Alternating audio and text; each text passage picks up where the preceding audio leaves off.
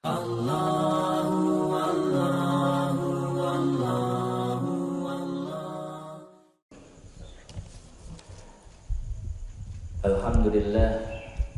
wa syukrulillah ala nikmatillah la khawla wa la quwata illa billah. Allahumma salli wa sallim ala rasulillah Muhammad ibn Abdillah wa ala alihi wa sahbihi wa mawalah. Ashhadu an la ilaha illallah wahdahu la syarika lah wa anna Muhammadan abduhu wa rasuluh la nabiyya ba'dah.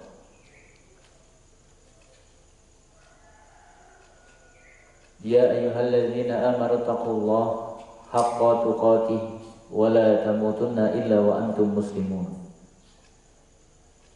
Qala ta'ala laqad kana lakum fi rasulillahi uswatun hasanah liman kana yarjullaha wal yawmil akhir wa dzakarallaha katsiran. Puji syukur kehadirat Allah Jalla wa'ala yang kembali menghimpun kita, alhamdulillah. Meskipun di tengah wabah kita masih bisa beraktivitas dengan tetap menjaga kiat-kiat kesehatan. Mudah-mudahan Allah menghindarkan kita dari segala bala dan wabah. Salawat serta salam terlimpah pada Nabi Muhammad SAW sebagai sebaik-baik teladan, baik teladan makro ataupun teladan mikro, yang besar atau yang kecil, perkara dunia apalagi perkara akhirat, perkara pribadi ataupun rumah tangga, nasional ataupun internasional, semuanya telah terdapat pada sejarah kehidupan Rasulullah SAW. Insya Allah dalam pertemuan yang keberapa ini Pak Cik? 33 kita akan membahas tentang bagaimana keluarga Rasulullah Sallallahu Alaihi Wasallam sebagai bangunan yang kokoh dalam membentengi peradaban, dimulai dari keluarga.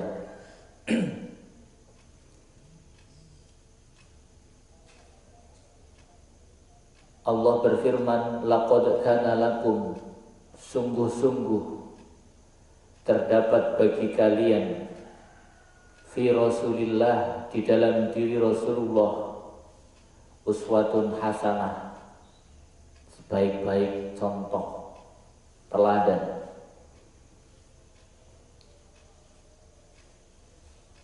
Ayat ini tidak berhenti sampai di situ saja, melainkan ini merupakan prasyarat liman kana yarjullah, bagi siapa saja yang mengharapkan yarjullah, mengharapkan keridhaan Allah, mengharapkan pahala dari Allah, mengharapkan perjumpaan dengan Allah, wal yaumil akhir, dan hari akhir, wa dzakarallahu katsiran, dan mereka mengingat Allah dengan sebanyak-banyak mengingat.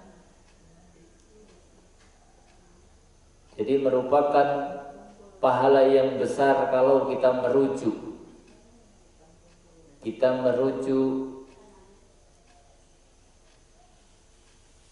argumen apapun kepada sejarah Nabi Muhammad Sallallahu Alaihi Wasallam. Termasuk dalam hal ini adalah dalam mengarungi bahtera rumah tangga. Kita akan melihat Rumah tangga itu ada istri, ada anak. Kita akan kenalan dulu dengan istri-istri Rasulullah Shallallahu Alaihi Wasallam.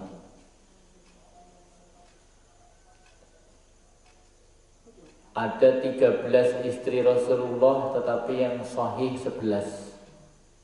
Tapi kita akan mencoba kenalan dengan semuanya. Karena apa?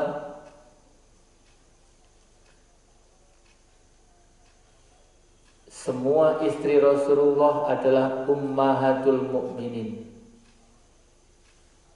ibunya orang-orang yang beriman.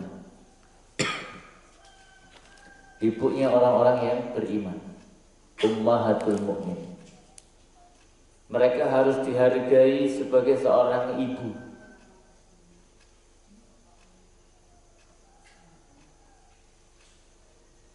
Bukan sebagai seorang teman biasa, bukan sebagai saudara perempuan, tapi ibunya orang-orang yang beriman.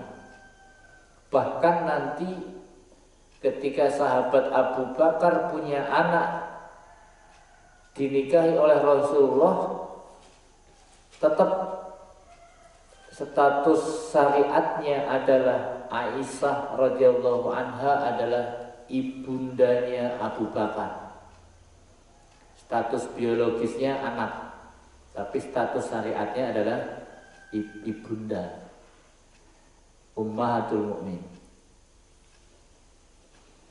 Ada 6 istri Rasulullah dari suku Quraisy. Yang pertama Khadijah binti Khuwailid. Kita tidak akan rinci sejarah masing-masingnya karena akan menghabiskan waktu. Insya Allah kita cicil sedikit demi sedikit. Khadijah menikahi Rasulullah Shallallahu Alaihi Wasallam, atau dinikahi oleh Rasulullah Shallallahu Alaihi Wasallam sebagai istri pertama Rasulullah, yang kita sudah mengenalnya bahwa ketika Rasulullah berusia 25 tahun, Khadijah sudah berumur 40 tahun. Statusnya janda, bahkan sudah 2 kali janda Khadijah. Kita melihat dari status-status istri Rasulullah yang ada pada diri Khadijah radhiyallahu anha, maka status-status dunia ini tidak diperhitungkan. Tetapi mulianya beliau Sayyidah Khadijah ini karena apa? Karena beliau mencintai Rasul sepenuh hati, jiwa, raga. Bahkan apa? 2/3 harta milik Khadijah habis disumbangkan untuk perjuangan Islam bersama suaminya. Sampai dalam sebuah riwayat di akhir kehidupan beliau, bajunya saja yang beliau pakai itu ada 85 tambalan. 85 tambalan. Kalau istri saya sekitar 15 tambalan lah bajunya itu di rumah. Belum memecahkan rekor, masih 15 tambalan. Ini kalau sudah 85 tambalan, ini baru mencapai derajatnya Khadijah radhiyallahu anha. Kalau di kita buat keset ya Bu ya. Nah uniknya lagi 85 tambalan ini, 4 di antara tambalannya itu dengan kayu kering. Kulit kayu kering. Saya nggak ngebayangin ini kalau ada perempuan dengan 85 tambalan, 4 di antaranya dengan kayu kering. Jalan di sekitar kita, belanja sama ibu-ibu di warung itu mungkin akan jadi bahan perhatian. Iki wong waras apa ora jane. Itulah kondisi manusia termulia. Kita akan lihat nanti wanita-wanita mulia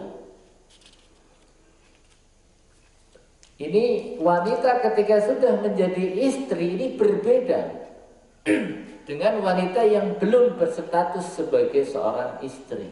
Sangat beda sekali. Banyak suami pintar tiba-tiba menjadi bodoh itu karena istrinya. Ngaji meneh gitu ya. Memang warak anaknya ngaji wae. Ustadznya tiba-tiba hilang ilmunya. Bentak istri sekali hilang ilmunya. Banyak juga suami yang bodoh tiba-tiba menjadi pintar karena dukungan istrinya juga. Jadi jangan buru-buru menyimpulkan. Ada suami yang kurang semangat, kurang energi, kurang cerdas, tetapi didukung oleh kemampuan istri yang prima sehingga suami tersebut menjadi superman. Bahkan Khadijah di akhir usia beliau mengatakan, ya suamiku, seandainya memang bisa dipakai dan engkau masih memerlukan, sekiranya tulang-tulangku nanti masih bisa engkau gunakan untuk berjuang di jalan Allah, maka galilah kuburku, gunakan tulang-tulangku. Maka Khadijah ini satu-satunya wanita di dunia ini yang mendapatkan stigma, cap, stempel oleh Allah melalui malaikat Jibril bahwa Khadijah sudah cukup. Kita ini ibadah amalnya kurang jauh, tapi Khadijah itu dibilang cukup. Untuk Khadijah itu cukup. Karena apa? Ucapannya ini, gunakan tulangku untuk berjuang di jalan Allah. Dan kita kok tulang, baju bekas saja sayang kita ini, apalagi sampai tulang kita. Maka jamaah sekalian, malu rasanya Allah sudah memfasilitasi kita hidup enak seperti ini, tidak melihat bagaimana seriusnya istri-istri Rasul itu pengen masuk surga, itu serius.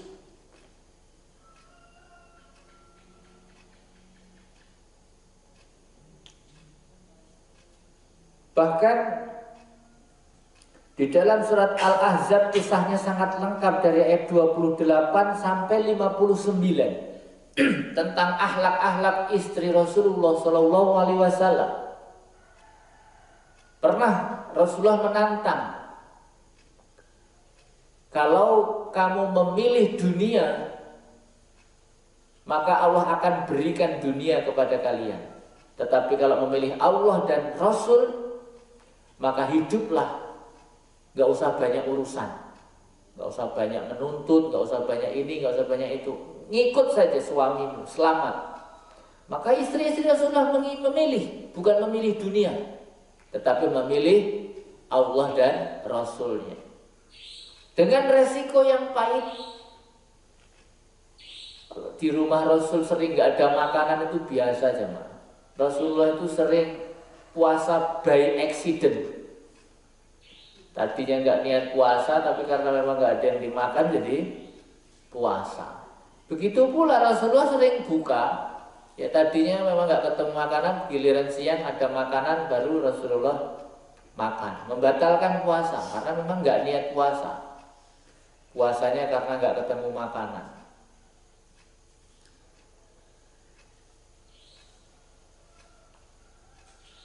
Kemudian yang kedua, Aisyah binti Abu Bakar dinikahi oleh Rasulullah SAW pada usia 9 tahun dan dibawa ke rumah Rasul ketika usia 13 tahun.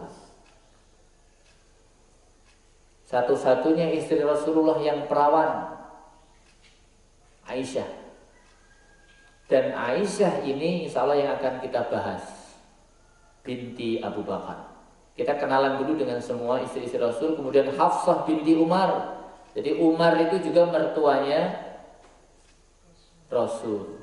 Abu Bakar juga mertuanya Rasul. Kemudian ada Ummu Habibah Ramlah binti Abi Sufyan. Ada Ummu Salamah binti Abu Umayyah. Kemudian ada Saudah binti Jam'ah. Saudah binti Zam'ah ini sudah 60 tahunan ya, usianya sudah sepuh. Nanti kita akan cek biografi masing-masingnya. Saudah ini termasuk istri yang sudah sepuh ketika menikah dengan Rasulullah. Bahkan gilirannya itu diberikan kepada Aisyah. Yang penting status saya istri Rasul. Saudah pinter masak ya. Kalau Saudah itu masak, Aisyah cemburu. Cemburu sama masakannya. Berarti cemburu ini memang apa? Manusiawi, lumrah, sah, boleh. Bahkan ada riwayat seandainya ada daun basah diletakkan di dadaku, maka daun tersebut kering karena menahan panasnya cemburu. Nanti kita akan lihat cemburu yang syar'i yang seperti apa. Jangan cemburu membabi buta. Kemudian 4 orang istri dari suku Arab yang lain, yakni Zainab binti Huzaimah, kemudian Zainab binti Jahsi, ada 2 Zainab. Kemudian Maimunah binti Al-Haris, kemudian Juwairiyah binti Al-Haris. Jadi sejarah menikahnya Rasulullah dengan Juwairiyah ini juga pas Rasulullah itu menggandeng Aisyah, kemudian bertemu dengan Juwairiyah. Kemudian Aisyah bilang, alangkah cantiknya perempuan ini. Saya khawatir Rasulullah jatuh cinta. Beneran. Ya, beneran. Jadi nanti kalau suami jalan-jalan sama istrinya, kemudian melihat perempuan lain cantik, nah itu tugas istri bagaimana menjinakkan suaminya. Kemudian ada satu dari keturunan Bani Israel ternyata ya. Rasulullah menikah dengan seorang wanita Bani Israel, yakni Sofiyah binti Huyai. Sofiyah binti Huyai. Kemudian tambahan ada 2 lagi budak yang beliau gauli, yakni Maryah, yang punya anak 1 dengan Rasulullah, yakni Ibrahim, yang meninggal ketika usia masih sekitar 10 tahun. Ibrahim, anaknya Rasulullah. Kemudian ada satu lagi Raihanah binti Zaid, yakni budaknya Zainab binti Jahsi yang dihadiahkan kepada Rasulullah SAW. Totalnya ada 13, tapi yang 2 adalah budak. Kemudian dimerdekakan oleh Rasulullah SAW. Jemaah sekalian, kita akan membahas di kisahnya Aisyah radhiyallahu anha.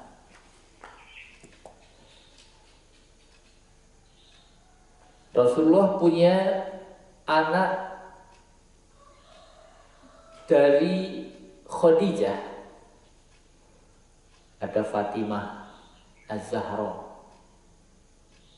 Fatimah Az-Zahra ini ketika Rasulullah wafat usianya sekitar 28 atau sampai 30 tahunan. Ya, Fatimah Az-Zahra.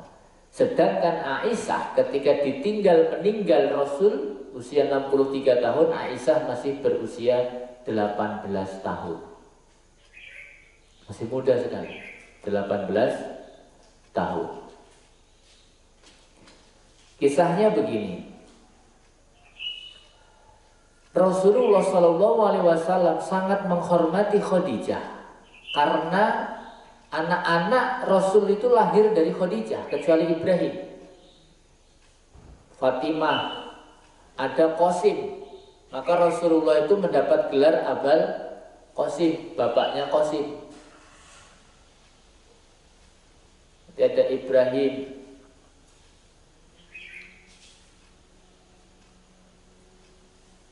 Khadijah yang membantu perjuangan Rasul di awal-awal dakwah, menyebarkan dinul Islam. Kemudian pokoknya yang namanya Khadijah itu sangat membuat Rasul itu terkesan. akhlaknya, pengorbanannya itu membuat terkesan sampai ketika Sayyidah Khadijah ini wafat, Rasul itu masih sangat membuat Aisyah ini jealous. Rasulullah sering ketika memuji Khadijah, Aisyah tampak raut wajah kecemburuannya. Ya Rasul, sudah lagi, beliau sudah tidak ada, jangan kau puji-puji dia di hadapan saya. Maka Rasul menjelaskan bagaimana aku tidak mencintai Khadijah, wahai Aisyah. Manakala orang-orang menjauhiku, dia yang menguatkanku, dan seterusnya.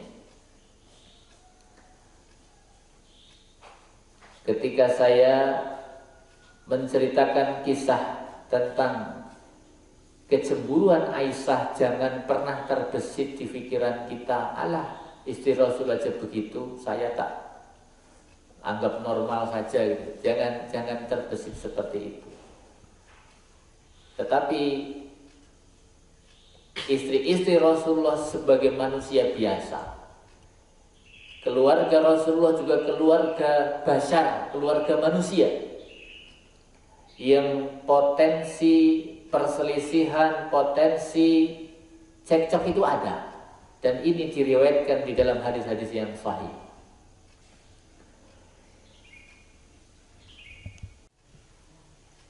Saudari, ini mungkin sepupu atau saudari kandung, saya belum tahu, tapi namanya Halah. Halah ini wajahnya mirip Khadijah, suaranya itu mirip Khadijah. Halah. Sehingga kalau Halah ini berkunjung ke rumah Rasul, itu Aisyah cemburu. Padahal bukan kok, hanya karena dia. Nah, Rasulullah itu saking senangnya dengan Khadijah sampai dia melampiaskan pelayanan seperti memberikan makanan. Kalau Halah lagi datang ke rumah Rasul, itu pelayanannya itu prima, masakan-masakan diberikan semua. Karena apa? Rasul itu mengingat Khadijah dari melihat Halah ini. Suatu hari Aisyah kemudian mengatakan begini. Jadi dalam rangka cemburu juga. Wahai Rasul, buat apa engkau mengingat-ingat wanita tua yang sudah meninggal? Yang dimaksud Sayyidah Aisyah radhiyallahu anha adalah Khadijah. Mengingat-ingat wanita tua dan sudah meninggal. Nah, rupanya Fatimah dengar ibunya dibilang tua dan sudah meninggal. Fatimah agak marah. Kemudian Rasul menenangkan Fatimah. Kemudian Rasul berkata, wahai Fatimah, ibumu sedang cemburu. Maukah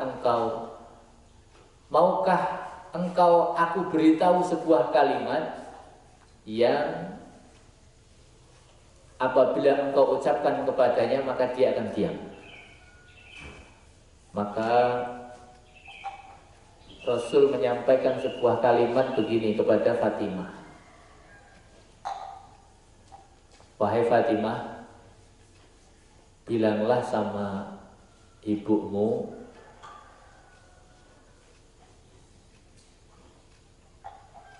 begini dan begini.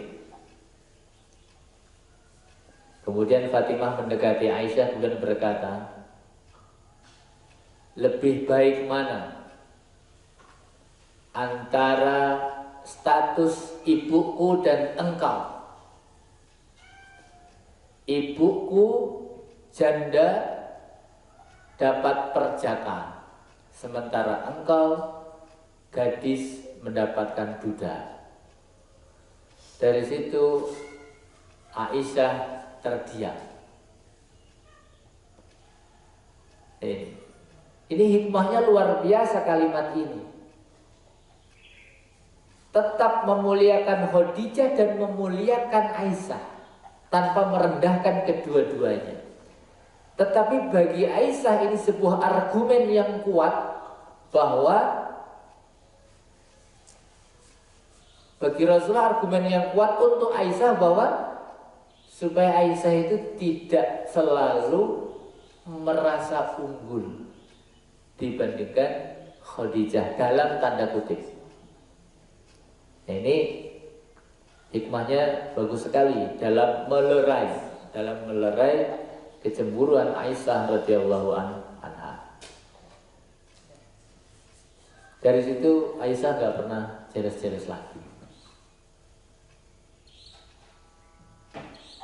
Kemudian jamaah sekalian, Aisyah radhiyallahu anha itu ulama banyak meriwayatkan hadis dari Rasulullah Shallallahu Alaihi Wasallam, ribuan hadis, termasuk hukum mencium istri ketika berpuasa. Ini hadis Aisyah. Kemudian tentang mandi janabah, itu juga hadisnya dari Aisyah. Tentang sholat malam Rasul, banyak sekali hadis-hadis yang tidak diriwayatkan oleh sahabat yang lain kecuali oleh Aisyah. Nah, karena Aisyah adalah istri Rasulullah, maka hadis-hadis yang diriwayatkan oleh Aisyah ini menjadi rujukan primer. Satu hari ada kisah, selain kisah halah tadi, Saudah ini membuat bubur, kemudian dihantarkan ke rumah Aisyah. Kebetulan Rasul pada waktu itu ada di rumah Aisyah. Saudah menghantarkan bubur. Assalamualaikum, waalaikumsalam. Ketika dibuka pintu ternyata Saudah. Ini saya cerita jadi saja, tidak baca hadisnya. Apa keperluanmu wahai Saudah? Begini Aisyah, saya masak bubur agak banyak dan sengaja menghantarkan ini untuk engkau dan Rasul. Maka Aisyah mengatakan, tidak perlu repot-repot engkau memasakkan karena Rasul ada di rumahku. Aku sudah memasakkan, aku sudah melayaninya. Tapi bubur ini sudah dimasak ya Aisyah. Sudilah engkau menerimanya, kata Saudah. Kemudian Aisyah tetap menolak, tidak mau menerima kiriman bubur, sampai kedua-duanya cekcok. Kemudian Rasul mendengar, kemudian menyuruhnya masuk. Tidak diam saja, Rasul masuk aja. Kalau mau, istilahnya kalau bahasa sekarang, kalau mau ribut-ribut di dalam aja, jangan di luar. Maka Rasulullah menutup pintu, kemudian Rasulullah menjaga pintunya begini. Pintunya dijaga oleh Rasulullah dengan menyandarkan tubuh beliau di pintu tersebut. Kemudian kedua istrinya sedang cekcok. Akhirnya Sayyidah Aisyah tidak lagi mampu menahan amarahnya, kemudian mengatakan, pergilah engkau dari rumahku wahai Saudah, bawa buburnya. Saudah tetap tidak mau. Saya sudah terlanjur membuat ini dan memang saya sedekahkan kepada kalian, maka saya akan pergi tanpa membawa bubur. Pergi, buburnya ditinggal. Buburnya diambil, kemudian diambil dengan tangan Aisyah, kemudian dilemparkan ke wajahnya Saudah. Buburnya ini ceplok gitu. Geger. Kemudian Rasul mengatakan, wahai Saudah, balaslah. Akhirnya mereka mengambil bubur itu bukan dimakan tapi untuk lemparan. Rasulullah menjaga pintu. Terus Rasulullah diam saja melihat kedua istrinya ribut, ceprot. Keduanya baru berhenti ketika dari luar terdengar suara orang yang menyebut, "Ya Umar, ya Umar." Baru mereka berhenti dari lempar-lemparan bubur tadi. Maka Umar ini adalah orang yang ditakuti oleh bangsa jin dan bangsa manusia. Bahkan istri Rasulullah yang sedang ribut itu kayak dengan Rasulullah itu aja nggak mau berhenti, tetapi ketika mendengar Umar mereka berhenti dari berantem tadi. Jamaah sekalian, tapi satu yang menjadi ciri khas kebaikan istri-istri Rasulullah. Istri-istri Rasulullah itu meskipun mereka ya seperti itu, tetapi mereka tidak pernah merajuk, kemudian membenci Rasul, kemudian minta cerai kepada Rasul, itu tidak pernah. Permasalahan yang muncul dalam keluarga, bahkan ini adalah keluarga Rasul, tetap mereka hadapi, mereka mereka menjadikan itu sebagai perahu untuk mencapai keridhaan Allah. Rumah tangga sebagai perahu bahtera untuk mencapai keridhaan Allah. Masalah tidak hanya dialami oleh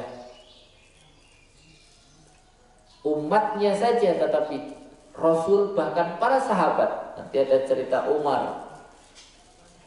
Kisahnya Abu Dzar Al-Ghifari ini pernah dimarah-marah terus sama istrinya, Abu Dzar ini, sampai dia kepikiran, ini saya punya istri kok kerjanya ngoceh, saya mau ceraiin saja. Tapi tidak langsung diceraikan. Saya mau minta pertimbangan dulu sama sahabat dekat saya, kata Abu Dzar. Kemudian Abu Dzar berangkatlah ke rumahnya Khalifah Amirul Mukmin Umar bin Khattab radhiyallahu anhu. Jadi sahabat yang mendapatkan gelar Amirul Mukmin itu adalah Umar bin Khattab. Kalau Abu Bakar namanya Khalifah, pengganti Rasul. Kalau Umar adalah Amirul Mukmin. Saya mau ke Amirul Mukminin Umar. Saya mau curhat dulu sama dia, siapa tahu ada solusi. Ketika sudah sampai di rumah Umar, rupanya Umar juga sedang dimarahi oleh istrinya. Sedang dimarahi oleh istrinya. Waduh, saya rencana mau curhat masalah istri saya, nggak taunya sahabat saya sebagai pemimpin saya ini, Amirul Mukmin, juga sedang dimarahi sama istrinya. Maka beliau urung dan balik langkah pulang. Pas dia baru melangkah beberapa langkah, Umar keluar. Kemudian Umar memanggil, "Ada perlu apa kau datang ke rumahku? Kok nggak jadi?" "Saya mau curhat tentang istri saya. Nggak taunya engkau sendiri sedang diocehin sama istrimu. Maka saya pulang saja."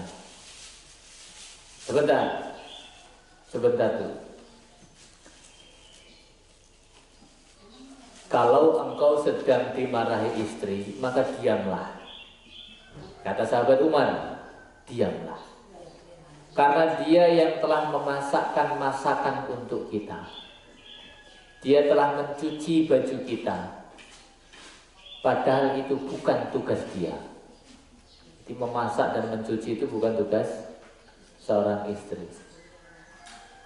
Tugas siapa berarti? Tugas suami. Suami itu memasakkan, suami itu nyuciin baju istri. Istri duduk aja. Enak jadi istri itu sebenarnya. Dalam Islam ini ya. Dia telah mengurus dan mendidik anak-anak saya. Maka kemudian dia itu adalah jalan halal saya. Maka kalau cuma dimarah seperti itu ya saya diam lah. Jangan berbicara ketika istri sedang marah. Ini sulit. Sulitnya.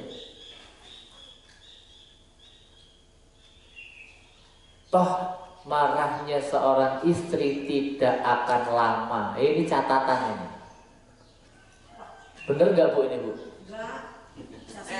Tapi kata sahabat Umar begitu, marahnya seorang istri itu tidak lama. Ini nasihat Umar kepada Abu Dzar Al-Ghifari, orang-orang mulia di dalam agama kita. Diam, toh tidak akan lama. Itu. Padahal Amirul Mukminin Umar ini luar biasa, tetapi dia punya akhlak yang bagus terhadap istrinya, yakni diam ketika istrinya marah. Ini beda lagi jamaah sekalian. Kita melihat bagaimana istri Abu Bakar, istrinya Abu Bakar radhiyallahu anhu. Siapa namanya? Istrinya Abu Bakar? Gak kenal ya? Ibu Ummu Ruman. Ummu Ruman ini Bu, silahkan dicontoh kalau mampu. Beliau mendapatkan nafkah dari Abu Bakar itu hanya cukup 1 hari 1 kali makan. Maksudnya nafkah sehari itu cukup untuk makan sehari. Cukup. Hanya cukup gitu ya. Besok sehari lagi. Kalau istri kita ini kan, istri-istri orang sekarang ini kan, kalau ngasih duit yang banyak buat sebulan sekalian gitu kan. Jangan setiap hari nyicil sehari. Nah ya, ini kan saya cerita istrinya Abu Bakar. Ibu buat makan hari ini, diterima. Tetapi Ummu Ruman ini punya keinginan, akhir bulan ini pengen metis. Pengen apa? Buat petisan. Akhirnya beliau itu menyisihkan sedikit, mungkin ya 1.000 atau 2.000 kalau bahasa uang sekarang, disisihkan rencananya untuk beli buah-buahan atau beli manisan. Nah, setelah 1 bulan terkumpul, istri Abu Bakar radhiyallahu anhu meminta izin kepada suaminya, ya suamiku, izinkan saya pergi ke pasar. Mau ngapain? Saya mau beli buah-buahan. Kamu dapat duit dari mana? Saya nggak pernah memberikan uang belanja untuk jatah beli buah-buahan. Ya ini saya menyisihkan sedikit demi sedikit uang belanja harian. Berapa sekarang terkumpul? Ya cukuplah buat untuk beli buah-buahan. Mana uangnya, kata Abu Bakar? Diambil sama sahabat Abu Bakar, dikembalikan ke Baitul Mal. Berarti kamu masih bisa lebih sedikit belanjanya dari apa namanya, nafkah sehari-hari itu. Saya nggak ngebayangin ini kalau perempuan sekarang nabung 1.000 mau belanja, uangnya dikembalikan lagi kalau diambil lagi sama suaminya, saya yakin minta cerai. Buat apa saya hidup sekali di dunia sengsara kayak gini, mau betis saja nggak bisa lagi. Coba Bu, ini calon penghuni surga ini.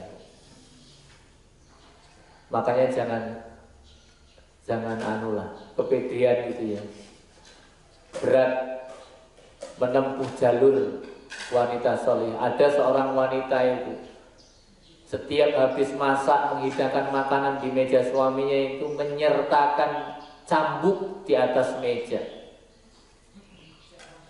Ketika ditanya, ini kok ada menu cambuk, ini buat apa? Ini kebiasaan saya kalau menyajikan makanan, suami saya ngerasa makanannya itu nggak berkenan, saya rela dipukul sama dia. Kalau saya masak, kok masakannya itu nggak berkenan, saya rela dipukul oleh suami saya. Ini luar biasa. Yang terakhir, ada sebuah kisah seorang wanita salihah yang mendapatkan informasi ibunya sakit. Dia bilang, saya harus izin dulu sama suami saya. Datang lagi, ibumu tambah parah sakitnya. Ya saya harus izin dulu. Memang suami kamu kemana? Sedang tidak ada di rumah. Sampai berita ketiga datang, ibumu sudah meninggal.